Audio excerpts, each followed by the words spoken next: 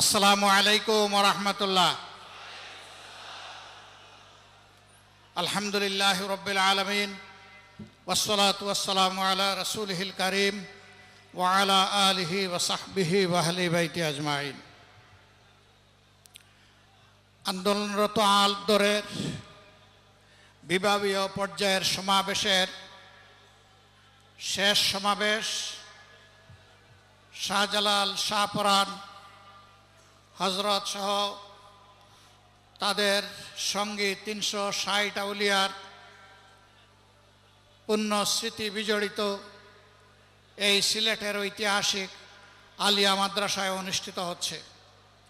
আজকের এই সমাবেশের সম্মানিত সভাপতি, সম্মানিত অতিথিবৃন্দ, ৮ দলের শীর্ষ নেতৃবৃন্দ, স্থানীয় নেতৃবৃন্দ, প্রাণপ্রিয় সিলেটবাসী, সাংবাদিক বন্ধুগণ, আমি আজকের আমার বক্তব্যের সূচনায় আপনারা সবাই এসে আজকের এই সমাবেশকে আন্তরিকভাবে যেভাবে সফল করেছেন, অন্তরের অন্তঃস্থল থেকে আপনাদের সকলকে অভিনন্দন এবং মোবারকবাদ জ্ঞাপন করছি। যেহেতু আসরের আজান হচ্ছে, একটু পরেই নামাজ অনুষ্ঠিত হবে, কেউ না কেউ ইনশাআল্লাহ আজানের জবাব দেবেন। আমরা সংক্ষেপেই আমাদের কথা শেষ করব। আমাদের প্রিয় বাংলাদেশ ছোট্ট একটি দেশ, বিপুল জনসম্পদে পরিপূর্ণ।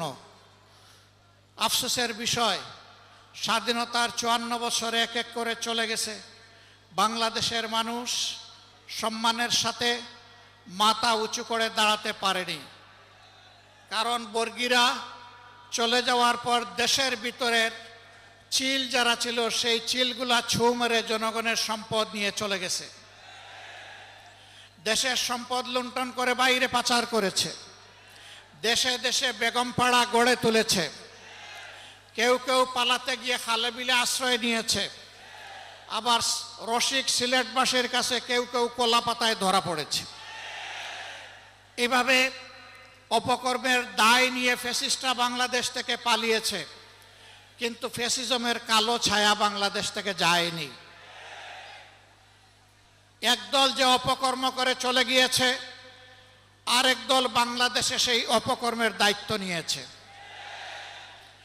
একদল চাঁদাবাজি করার কারণে জনগণের ঘৃণা কুড়িয়েছে, আরেক দল আবার তার চাইতে বেশি শক্তি দিয়ে চাঁদাবাজিতে নেমে পড়েছে। একদল দখলদার বনতে গিয়ে জনগণ তাদেরকে প্রত্যাখ্যান করেছে, আরেক দল বেপরোয়া দখলদার হয়ে উঠেছে। একদল জনগণের জানমাল নিয়ে ছিনিমিনি খেলেছে, আলেম ওলামা বিরোধী রাজনৈতিক নেতৃবৃন্দকে হত্যা করেছে, খুন করেছে, ফাঁসি দিয়েছে, নির্যাতন করেছে, পঙ্গু করেছে, জেলে পড়েছে, দেশ ছাড়া করেছে। আরেক দল ঠিক একই পথ ধরেছে, এমনকি নিজেদের মধ্যে মারামারিতেও নিজেদেরকে শেষ করে দিচ্ছে। সংগ্রামী বন্ধুগণ, দফায় দফায় এত রক্ত, এত ত্যাগের পরে দেশবাসী কি আশা করেছিল? দেশবাসী আশা করেছিল অতীতের অপকর্মের যে পরিণতি, এইটা থেকে শিক্ষা নিয়ে রাজনীতিবিদরা নতুন রাজনীতি শুরু করবেন। কিন্তু আমরা দুঃখের সাথে দেখতে পাচ্ছি একদল সেই পুরাতন ধারায় পড়ে আছে। তারা কোনো সংস্কারে রাজি না, তারা সনদ বাস্তবায়নে রাজি না, তারা গণভোটেও প্রথমে রাজি ছিল না, তারপরে ধাক্কাই ধুক্কাইয়া সেই গণভোট একদিনেই হতে হবে তা তারা বাধ্য করেছে সরকারকে। এখন আবার কোথাও কোথাও আমরা ক্ষীণ সুর শুনতে পাচ্ছি, যারা এতদিন নির্বাচনের জন্য নির্বাচন করে জনগণকে বেহুশ করে তুলেছিল, এখন তারা ভিন্ন সুরে কেউ কেউ কথা বলতে শুরু করেছেন।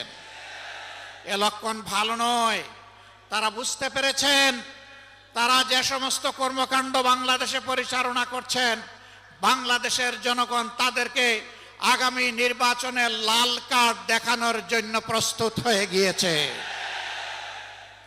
এই লাল কার্ড দেখা থেকে বাঁচতে গিয়ে যদি কেউ আগামী নির্বাচনকে ভণ্ডুল করার চেষ্টা করেন, আমরা মহান আল্লাহর উপর ভরসা করে বলছি, তাদের সকল ষড়যন্ত্র এদেশের সংগ্রামী জনগণ ভণ্ডুল করে দেবে ইনশাআল্লাহ। কেউ যদি আবার চিন্তা করেন জনগণের সমর্থন পাব না, তাহলে বাঁকা পথে প্রশাসনিক কুর মাধ্যমে আমরা নির্বাচনের ক্রেডিট হাইজ্যাক করব, তাদেরকে বলবো বন্ধু সেই সূর্য ডুবে গেছে, এই সূর্য আর বাংলাদেশে উঠবে না।